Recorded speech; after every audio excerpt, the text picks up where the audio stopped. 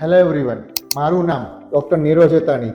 હું consultant gynaecologist and ઓબ્સ્ટેટ્રિશિયન at નારી women's hospital. આજે આપણે લેપ્રોસ્કોપી એટલે કે દુર્બીનથી થતા ઓપરેશન વિશે વાત કરીશું.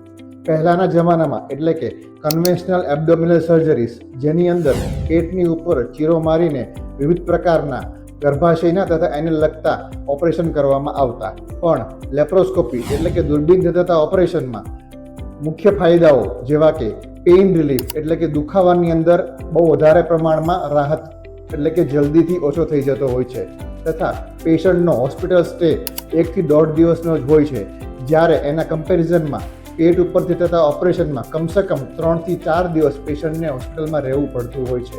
તથા ઓપરેશન બાદ લેપ્રોસ્કોપીવાળા દર્દીઓમાં પેશન્ટ ઘરે જઈને 2 થી 3 દિવસની અંદર પોતાનું રૂટીન વર્ક અથવા એક્ટિવિટી કરી શકતું હોય છે, જે યુઝ્યુઅલી કન્વેન્શનલ સર્જરીઓમાં 8 થી 10 દિવસ જેવો ટાઈમ લાગતો હોય છે.